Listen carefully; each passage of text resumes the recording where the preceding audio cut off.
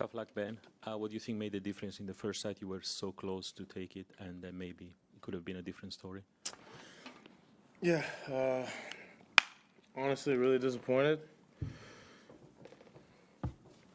You know, going into the match, playing Jannik's a tough ask, but for me, I've made my living on tour so far serving out sets and being able to serve out sets.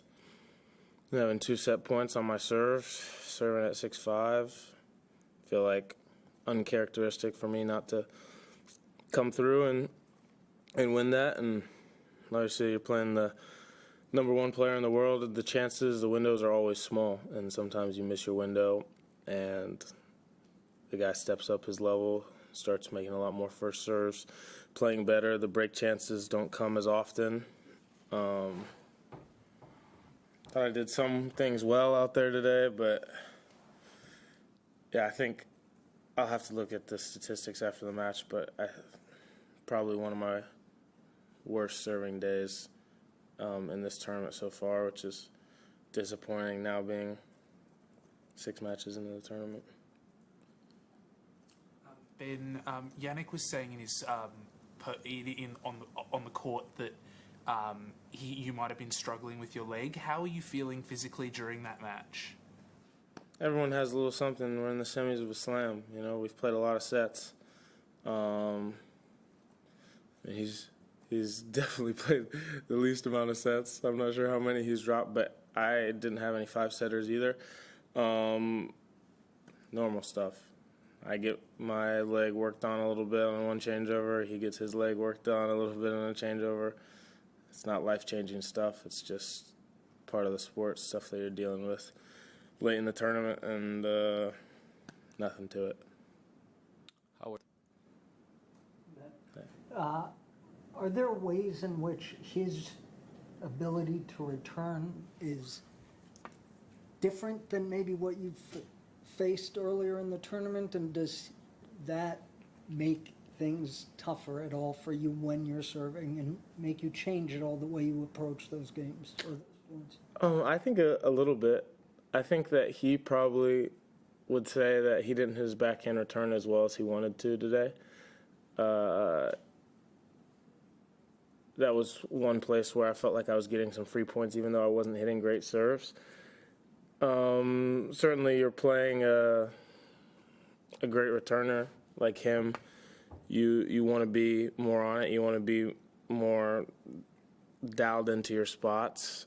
I don't feel like I was pressing too hard today because he's a guy who handles pace pretty well, and usually he's pretty far back, so the pace doesn't do as much. My spot serving, I thought, just wasn't there tonight.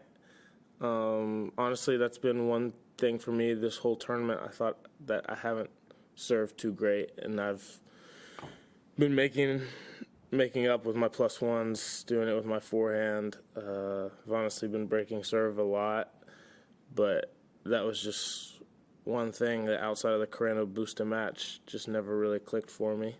And, it's just something to keep going back and improving on, because I thought that from the ground I played well.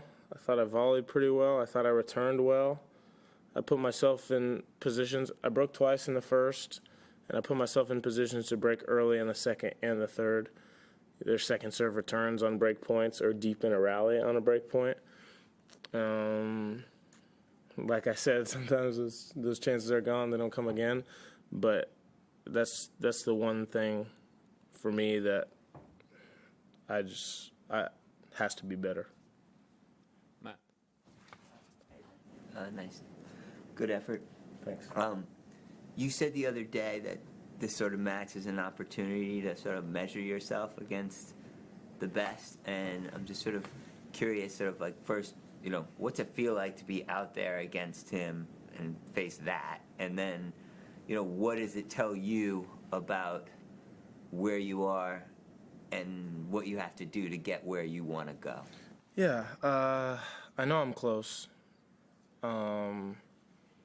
I know my level's close. I know I have a lot of the stuff that I need. I certainly believe in myself. I just think that the reps against those guys and the consistency of playing those guys and playing a lot of matches in a week or a couple weeks, this will be the year that'll be the goal this year for me. I think that those guys, the Sinner, Alcaraz, Novak, the guys who have been dominating in the slams over the last 2 years. I mean, Novak in the last, but you know what I mean. Since I've been on tour, the guys who've been dominating the slams, and on their bad days, they're still, winning in 3 sets, winning in 4 sets. They figure it out, and I'm getting closer to being able to do that. Not having a good serving day or serving week and having a great tournament is a huge positive for me. It's like being able to recognize the flaws in what I did in my game against some of these guys and be able to go back to the drawing board. It gives me a lot of confidence, but I'm disappointed because I wanted to see where this match ended up. I win that first set and kind of get into the depths of it, deep in the 4th or the 5th, which should have been possible with where I was at in the first set, serving with set points. So, next time I'm out there with set points, I'm going to hit the ace. And first of all, congratulations on an excellent tournament. It was really, it seemed really apparent early on, particularly in the match, how much you relished those really key moments and the big points in the match. I'm wondering, how did it feel for you playing in such a high stakes match out there today? Yeah, honestly, it feels pretty normal to me. No more nerves than any other match at this tournament. I guess I'm surprised with how normal it does feel out there to me, and I'm happy that in the big moments or big atmospheres, I don't panic. I just go out there and go to work and start playing, and all that you can hope for this late in the tournament is to be in a great place mentally. Your body's still together physically, and just go out there and compete as hard as you can. So, for me, it's a work in process. I think that a work in progress. Sorry, I think that's something that I do handle well. I handled the big matches or big moments well, and as long as my tennis keeps improving, my fitness keeps improving, I like the spot that I'm going to be in for the rest of this year and moving forward in my career. I just want to ask about your remarks at the end of your previous press conference got a lot of attention, and I'm curious if you've had any conversations with anyone at the tournament or on the broadcast side about your criticisms and your feedback. Yeah, obviously I didn't do an on-court interview today, but yeah, they were very well, we're gonna have some talks, and I forget the guy's name who I talked to, but people have been understanding and supportive of what I said, I guess. It's not like anything was just that bad, or especially to me, but it was just kind of the cumulative stacking up of incidents is kind of what I saw, and haven't seen anything since. So I don't know about if you guys saw anything since, but I thought it's been pretty good the last couple days. Do you think receptive, I guess, to the points you were raising? Maybe. I'm not sure. No one's really come up to me about it after that press conference, but. 2 more we have. 1 there. Yeah, Ben, about to reach again semifinal in a major. How are you looking forward? I mean, you are really close to the top 10. Of course, you're in a good position right now. What are you looking forward for these goals for this season? Yeah, I just want to get better. I want to be able to be on the tennis court and feel like a complete player, that I have no limitations. I want to feel that I have a lot of options out on the tennis court. I want to continue to compete at the level that I'm competing at, with the attitude and mindset that I have, which I think is great right now for me and helping me compete at the highest level I can. And let's see what happens. I'm certainly not where I want to be. It's a positive 2 weeks, no doubt, and something that I can build on, and I'm excited for the rest of the year. Really excited. You know, there's so many opportunities to compete. We got 3 more slams. I want to do some more damage than I've done on clay this year, and just keep seeing myself get better and better. I think this is a great sport to see where your ceiling is, how good of a player that you can be, and where that peak is, and I'm just trying to find where that is. Last one. In the previous round, when Jannik beat Alex said, you know, it's a terrible matchup for me. This is the most difficult person I could play.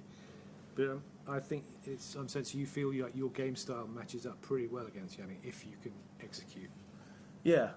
I didn't execute perfectly today, but one of the good things about this matchup is that I heard Andy Roddick talking about it, but the ball that he hits a massive ball, obviously, but it's heavy. It has height over the net. It has shape. It's big, but it's also like it bounces up. And for me, I'm a tall guy. I'm a better high zone hitter. A lot of people do struggle with that ball that's a little higher in the zone and coming fast. I don't mind it. I don't mind, you know, smacking a forehand off my back foot or hitting the backhand at shoulder height. And other guys who have the shovel backhand that stays real low to the ground, it's a different ball. And for me, sometimes tougher to deal with. I don't think many people would probably argue that Jannik's striking the ball the best in the world right now. And so while that's very difficult to deal with, you get a good rhythm.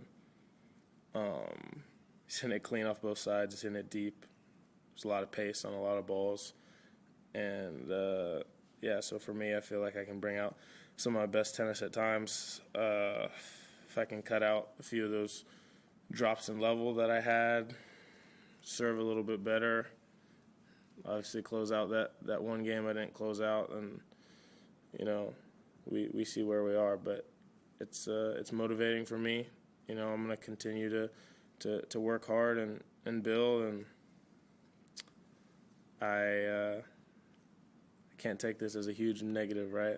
Not many people have beat him in the last year. So I think since I beat him in Shanghai in 2023, maybe he's lost like 6 times. So I'm going to continue focusing on myself every day, trying to improve, and hopefully I can, next time that we match up at a slam, give the fans a longer match to watch. Thank you.